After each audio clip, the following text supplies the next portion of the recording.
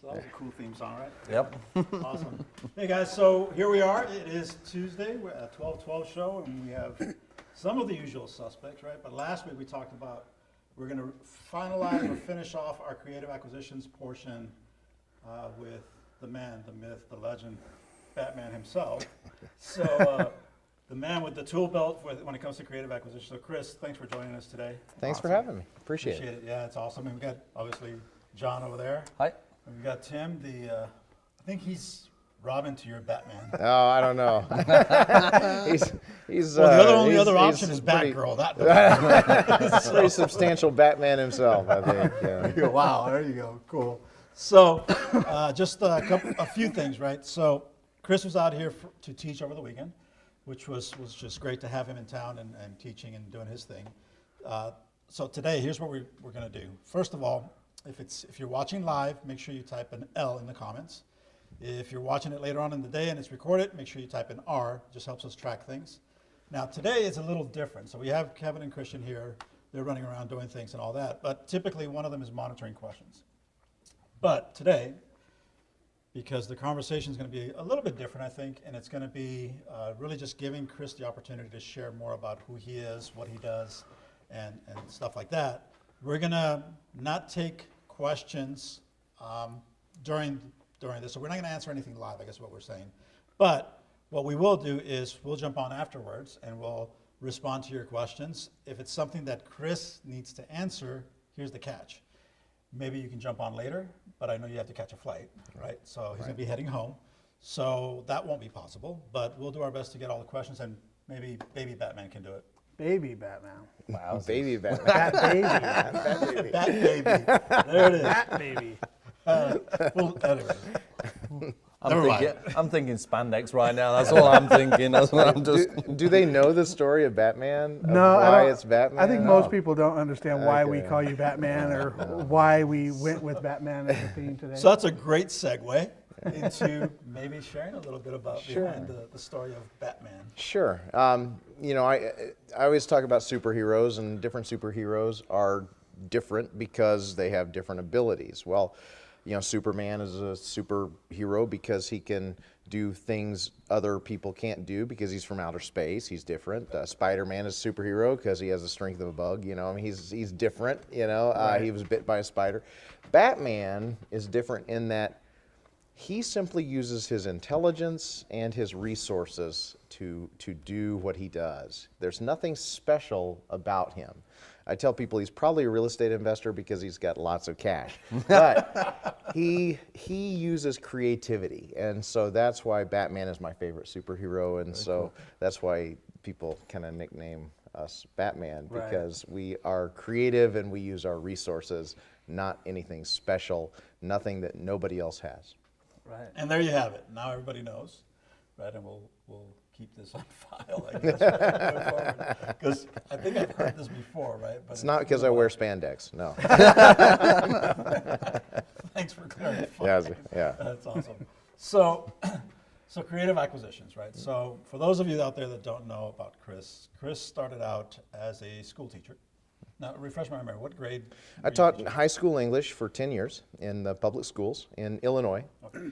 And my mother had been a real estate investor. She was a school teacher as well. And I'd seen her success. And when my wife wanted to be a stay-at-home mom, we wanted to empower that decision. So I needed to do something more. I needed to do something different. And so we decided that real estate was an avenue that I could be successful at. And so I started buying some rental real estate in Illinois, and it just kind of kept growing from there. And eventually, 300 plus units later, it's what I do. It's really become my passion. You look at your face, man. 300 units later. 300 units later, yeah. And it had to be creative because on a teacher salary, you don't just buy hundreds of properties. On an Illinois teacher's On salary. an Illinois teacher salary, yeah. Right. Maybe out here, but I don't know. Yeah. Right. Okay, awesome. So obviously the things that you teach and the things that you do on a daily basis are really based on your experience and what you had to, I guess, the obstacles you had to overcome, right, to really develop that creativity, if you will. Right. Yeah, I teach classes in creative acquisition. I teach classes in avoiding pitfalls in real estate, and I teach classes in buy and hold, fix and flip. It's really all about math and making sure. The biggest mistake people are going to make is with their math. Real estate is a very forgiving industry, given enough time, and if you don't do the math wrong. Right. And so that's the biggest challenge. And then there are people out there who can help you, and there are people out there who will hurt you, and so we just have to be aware of those things. So just being aware, being educated, that's the most important thing. Sure. So I like to say that the numbers never lie unless you lie about the numbers. Absolutely, absolutely. And there's a lot of people who do. I was gonna say, I'm hearing a lot about like the wholesalers who send me deals right now. Right. Right, everything's great, right? There's like a $700,000 margin on this. That's right. But not really. So very cool. So now you guys, so you've missed how many of his classes? Oh, I don't think I've ever missed an entire class, but there's been a couple times where I had homeowner meetings. Probably twice I've missed sections of Chris's class, but I'm typically here and absorbing everything I possibly can. Yeah, and that's the key in our business, right? Is to your point, Chris, that get educated, be good with math, Right. but definitely the crux is get educated, understand what to do, what not to do, and then surround yourself with the right people. Right.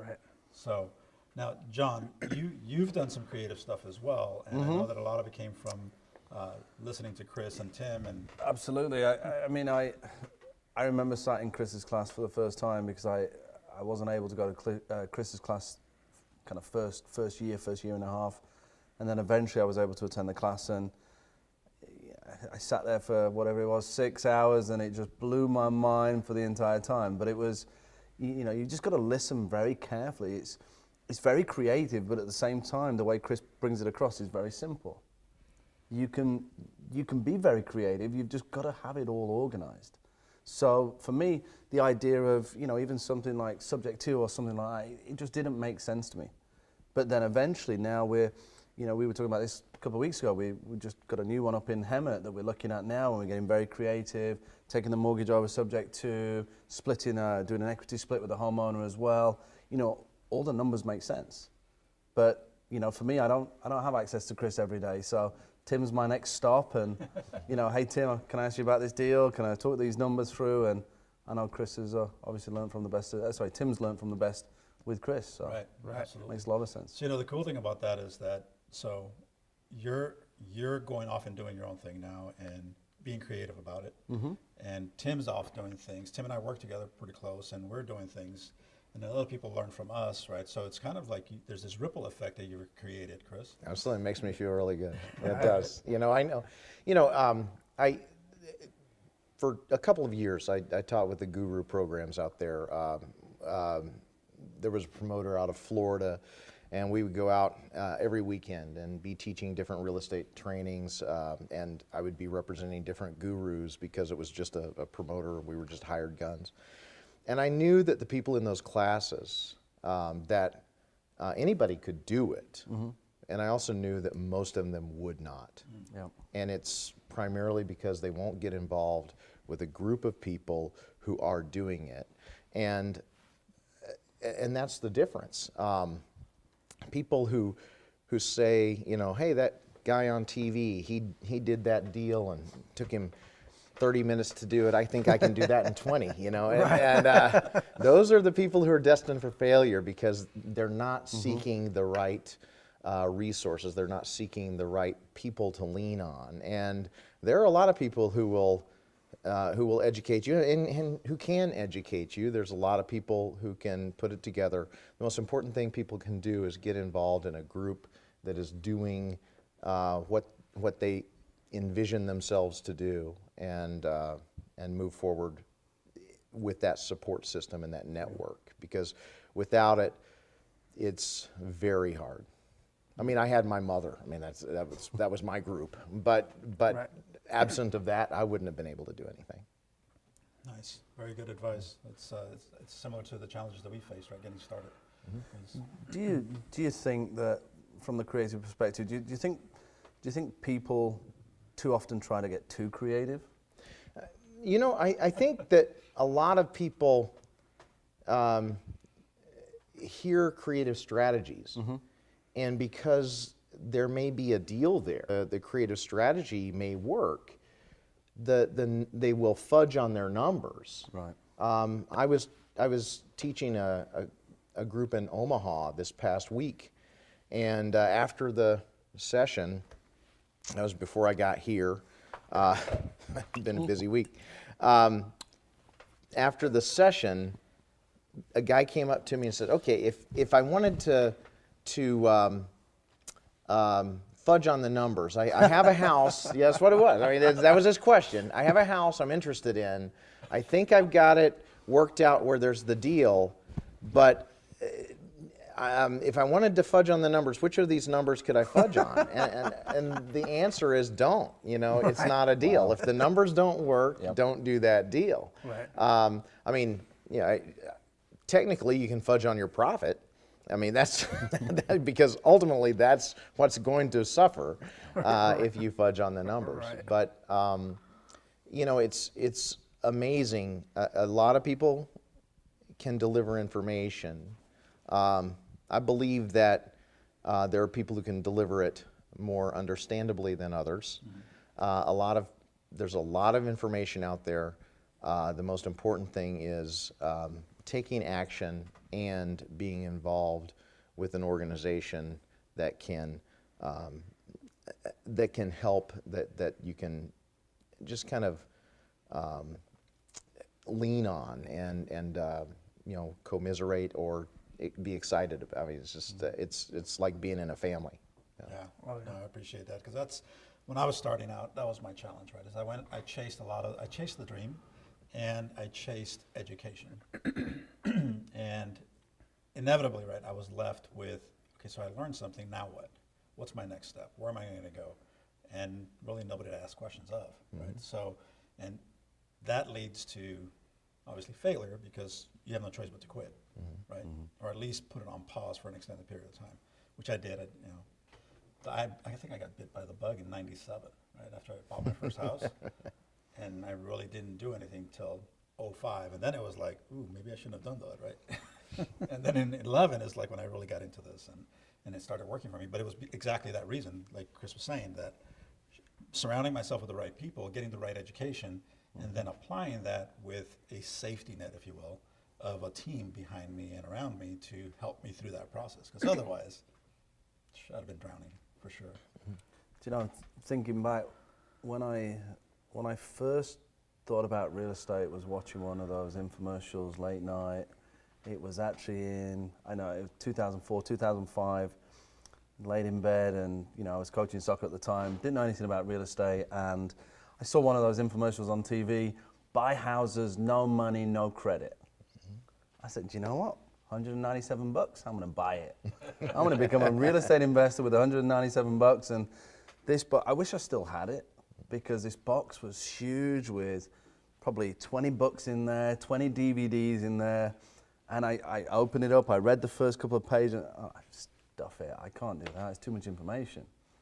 But it sold us something great, and you know, you don't realize the potential opportunities it has, that there are those deals that you can get creative, where it's, you know, you're buying it subject to, there's no money going into it in that respect, but more often than not, there is money in there somewhere. So it's just, you know, that was 2002, or sorry, 2004, and then I didn't start here at the club until 2013. So I saw that box and thought, too much information, put it aside, and then waited another 8 or 9 years before I joined the club. So it wasn't just me. Thanks, John. No. Been there. I remember my first purchase from an infomercial. It was books and tapes, literally cassette tapes, and and you know, I devoured that stuff, and it was good. And I went out and took some action. Some of the action was wrong, and I kept taking action. I'm in a market that's a little bit cheaper than it is out here. So in the Midwest, we can buy houses a little cheaper. So the deals are a little bit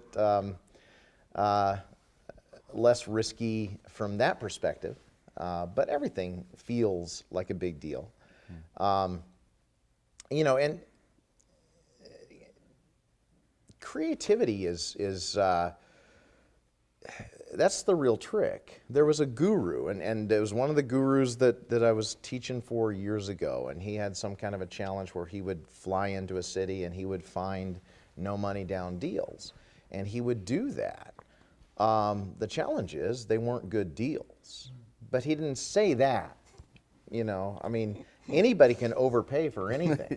You know, I mean, if my house is upside down and I owe $200,000 more than it's worth, and somebody will say, "Hey, I'll take it subject to that mortgage," you know, you may be okay with that, and you know, you might get 3 or 4 of those deals in a weekend. That doesn't mean you should. Right. And so it's really important. I mean, I'm just, and Tim, something Tim and I are working with right now. In 2008, I sold 100 rental units for $2.2 million, which if you do the math, it kind of tells you about my market a little bit. But when I sold those units, it was to a guy who he was a real estate attorney. He was an adjunct professor in a university teaching real estate and negotiations. He got a first position mortgage for 80%. I carried back a 30% second, so he was literally into this $2.2 million transaction for nothing. He walked away with a check. And then for the next 9 years, I think his goal was to never spend money on it. So as the properties diminished and you don't fix them up, you just keep renting them cheaper and cheaper, and eventually the first position mortgage wasn't getting paid. I didn't get paid after 6 months on mine, and so, you know, I wasn't going to foreclose off a $1.8 million first. So I just kind of waited to see what would happen. And after 9 years, the first position mortgage took some action. Their action created a situation where the properties were worth even less. Then they went away, and so in order to satisfy me, he recently deeded a number of those properties back over to me. So now I have, well, recently, last summer, I ended up with a bunch of challenging derelict rental houses, and that's when I called Tim. And I said, "Look, you know, the only way I'm going to get made whole on this is to fix these houses again."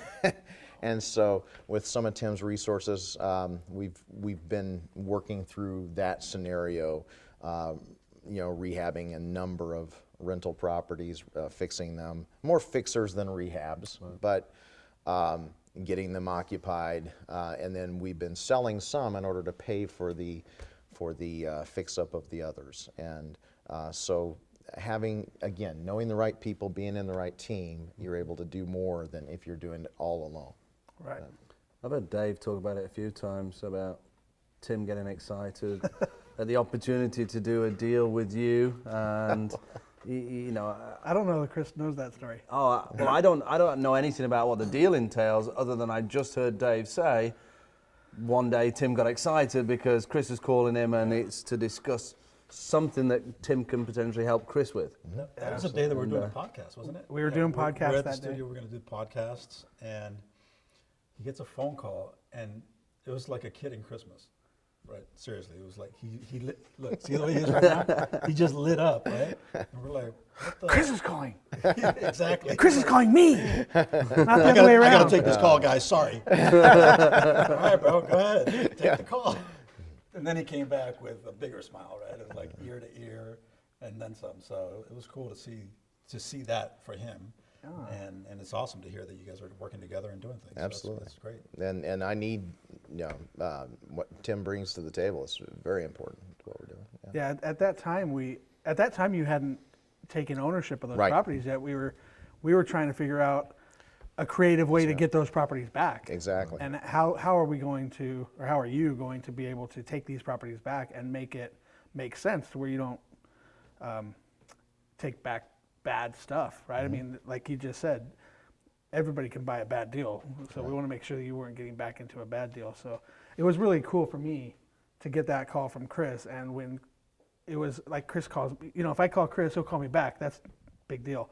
But when he just called me out of the blue, and when I answered it, he says, "Hey, I just want to run some stuff by you. I got a situation. I just wanted to bounce some ideas off you." And I was like, That's right. "I've arrived." Well, and you know, it really was a brainstorming session. That Yeah. situation, because you know, sometimes we limit ourselves, and I thought, okay, probably the best I can do is some kind of equity sharing situation with somebody who has resources that I lack. I mean, that's the best equity sharing situation. You find somebody with what you lack. And as I talked with Tim and said, you know, what do you think about how I'm thinking? Am I missing something? And he basically said, "Oh, I think you're giving up too much." And so it was really through discussing the whole transaction and the potential with Tim that made me think about it in a different light and create another creative strategy that was really born out of the possibilities that existed beyond my limited vision of it right then. I mean, remember, I'd been feeling beaten up by this deal for 9 years. I mean, my goal was I was going to sell this. I was going to get $6,000 a month in mortgage payments, and I was going to be happy. I got $6,000 a month for 6 months and never again, and I was not happy. And then I'm getting I'm not getting foreclosed on the bank, but I'm named as the second mortgagee in the bank foreclosure, and you know, none of it felt good. And I'm thinking, okay, you know, at least I've got a personal guarantee and I can make his life miserable. But that doesn't make me feel good either. So once we sorted out the right strategy, then it became much more fun. Right. You know, there's an interesting thing that you said there, right? That because essentially you're saying you were in the weeds. So when you're in the weeds, it's hard to see everything else that's going on around you, and so you really were stagnant in your creativity because you were so immersed in the situation and the emotions, right? The finances behind it and all that. And that's a great lesson for everybody, right? Because that's where most mistakes are made, right? Because you're suffering in silence. And you need to raise your hand, come up for air, and bring in the right people in. In this case, it happened to be Tim. So that's where most of our sellers are. That's really where most of our sellers live. Great point. That's They live in the weeds. They're in the weeds. And you know, I know your organization, and we teach that we're there to help them. And that's a different mindset than the people who are out there to take advantage of them. Yeah, that's definitely our forte, if you will, is making sure that we serve them first. And everybody that's joined us and been a part of us and hangs out with us, they buy into the idea that the homeowner comes first. And through that process, we serve them and we buy real estate, which works out really well. And paychecks are kind of nice. Yeah, sure.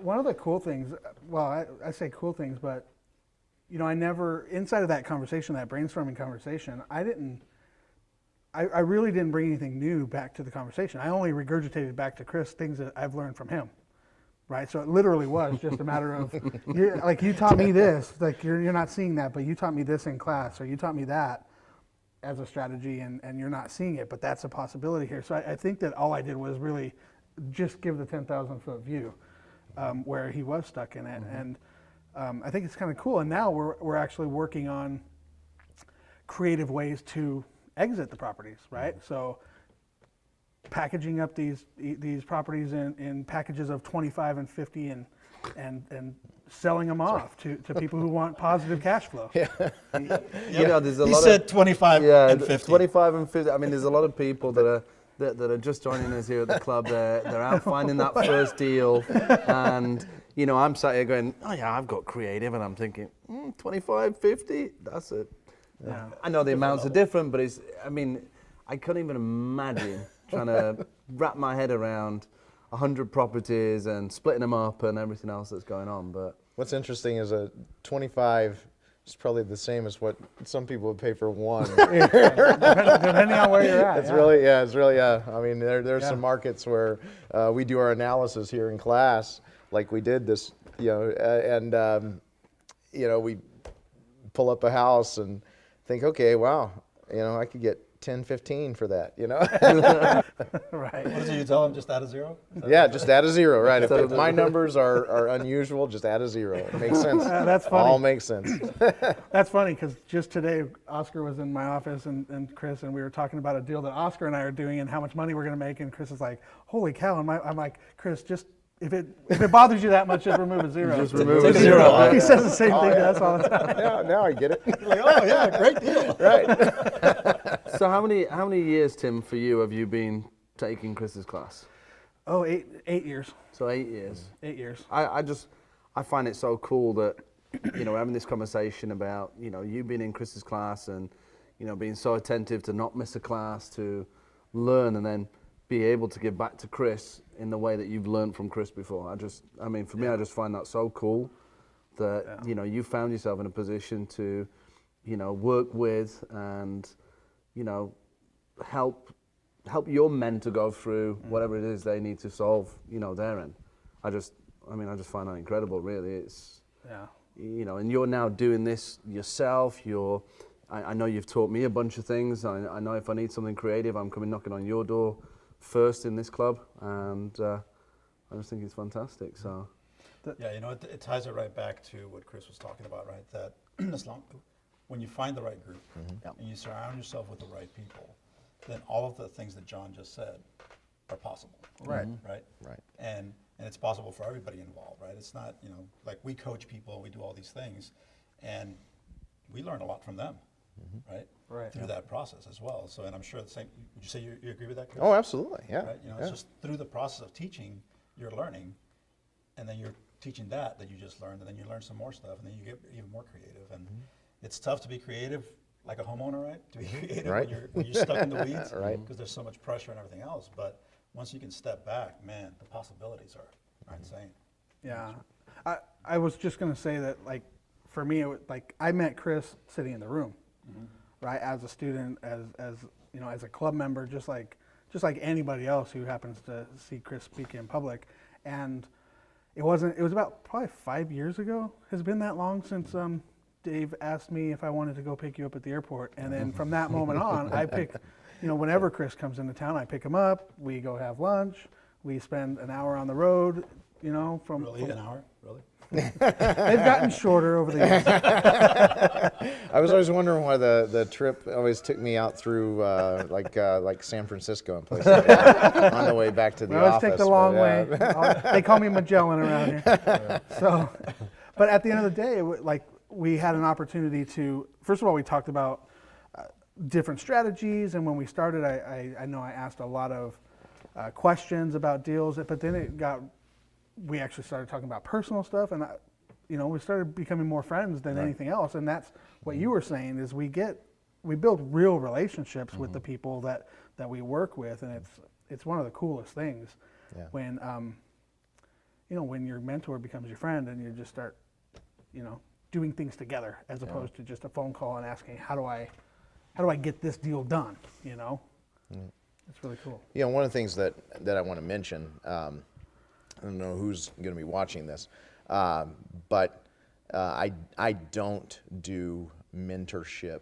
I don't do formal. The only things I do is I teach classes.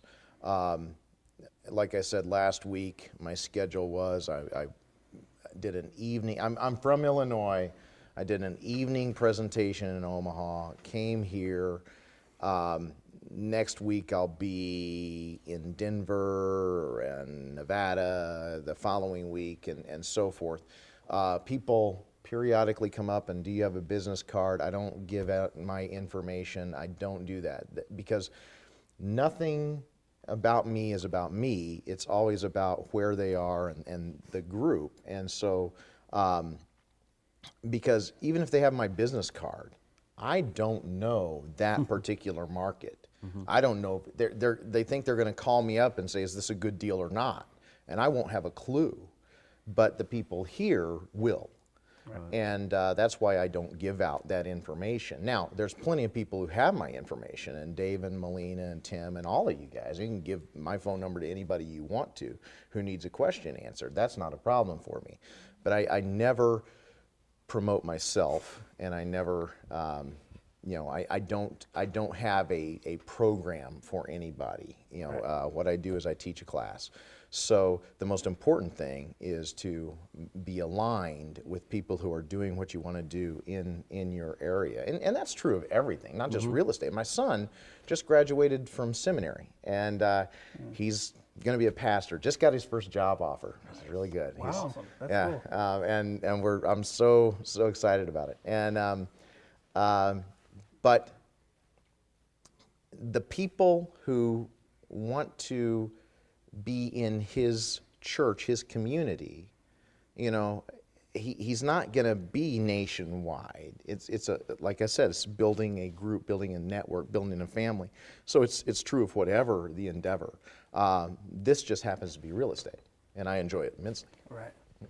Yeah, and so what you guys just heard is why Dave and Melina built a relationship with Chris, because he gets it, I guess is the best way to put it, right? That the foundations are there, the basics are there, those are easily taught, but you have to know your market. You have to be around people that know that market. Right. So I appreciate what you said, because it's absolutely true. And unfortunately, all of us have been through that circuit of buying things from coast to coast, right? It's just is what it is.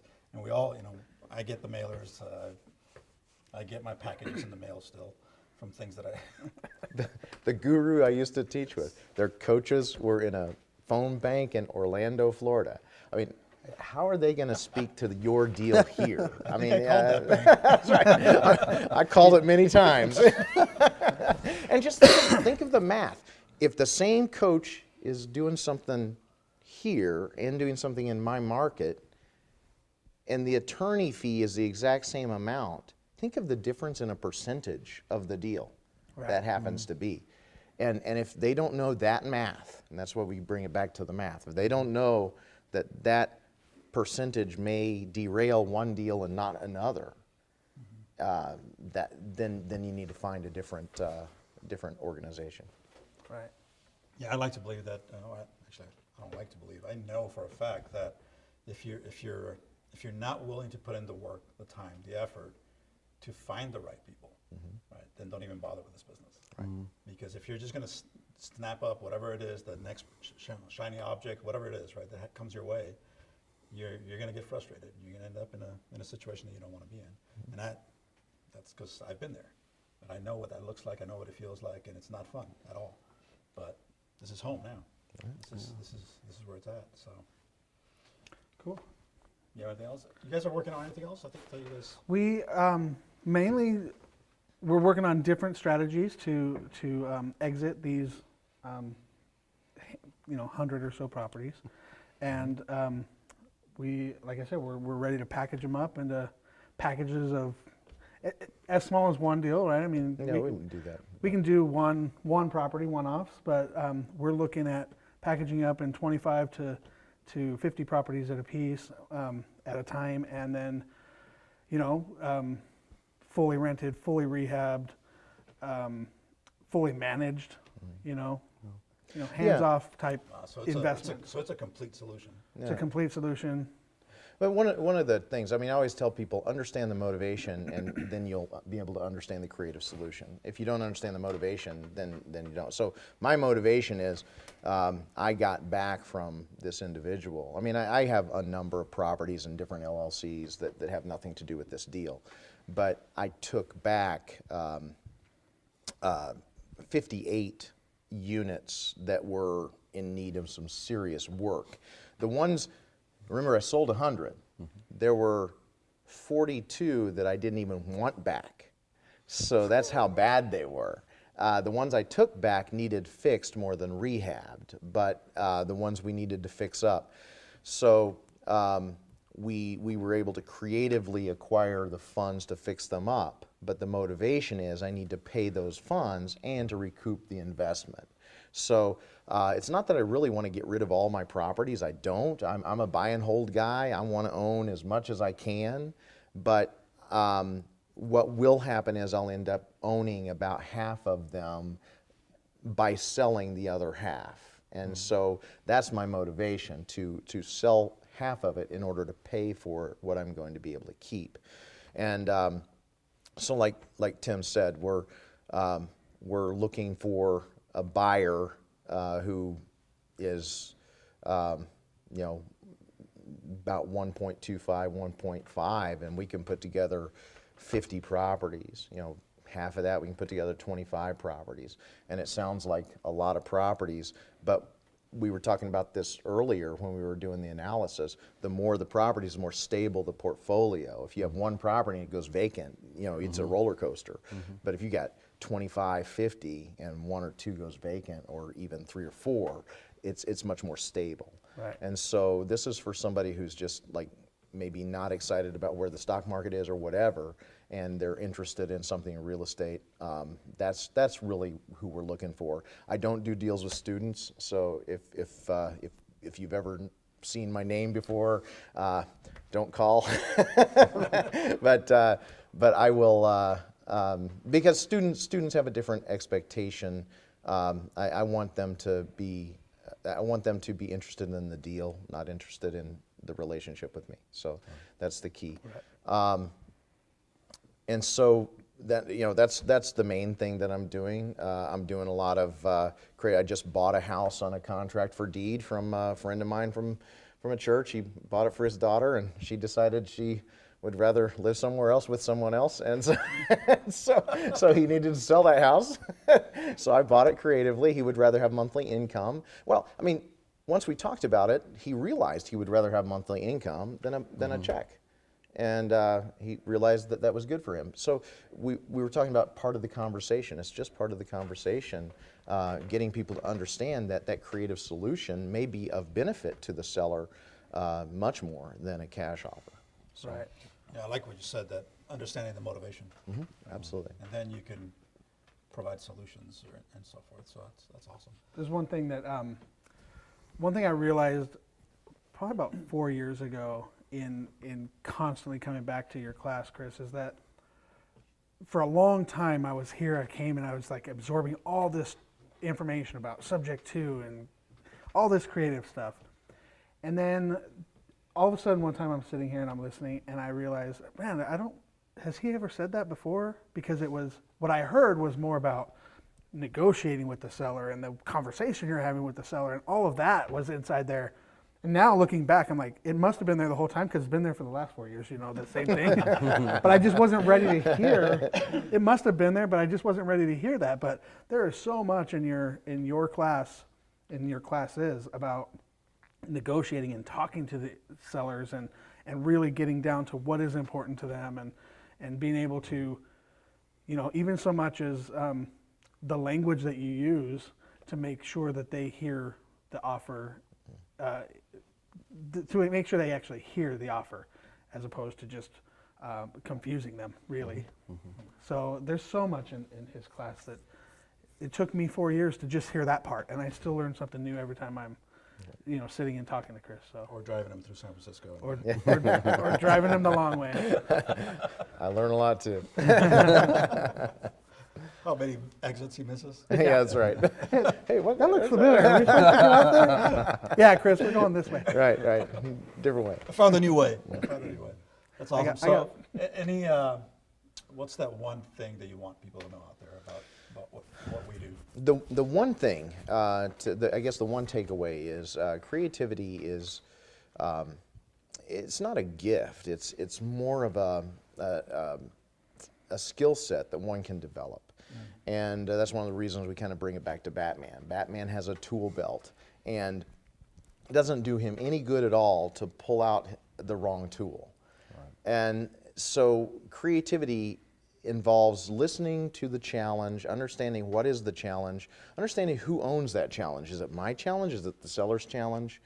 And then once we understand that seller's challenge, that seller's motivation, then we can form a deal or an offer. We can form an offer that's going to make sense to them, we hope. And I'm the first to say that when I started, About 1 in 7 of my offers were accepted. So don't get the idea that if they say no, that you've done your job poorly.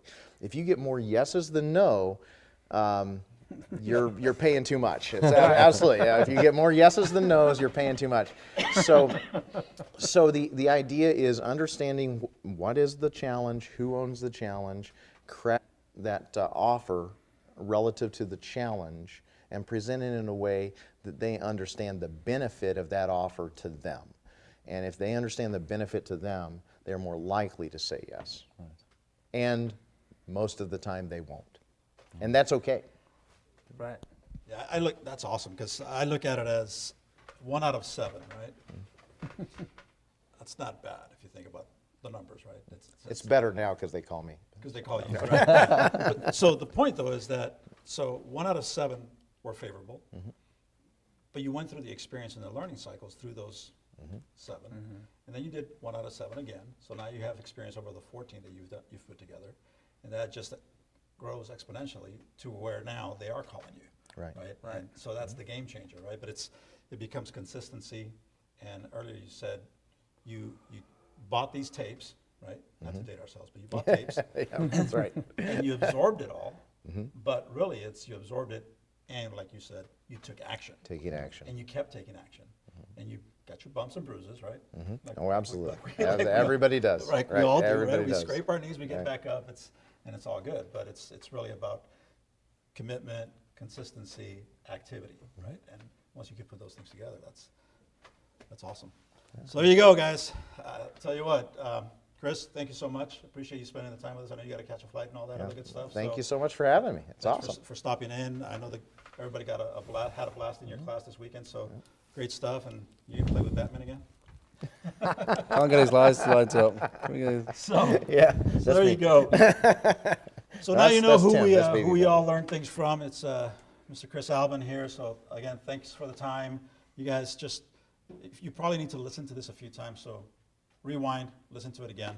And we're going to be back next Tuesday. You have something? I was just going to say, if you have questions, put them in. Yeah, put them in there. We'll go back through the questions and either answer them on the thread, or we can reach out to you directly. Yep. If we have a personal relationship with you, we can get those absolutely. questions answered. And if it's somebody who's not already associated with us, then just pop it there on the comments, ask your question.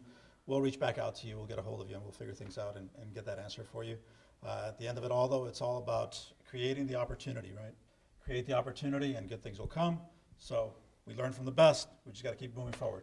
Thanks again, Chris. Appreciate it. Thank you. Thank you All right, guys. guys, take care. Enjoy your week.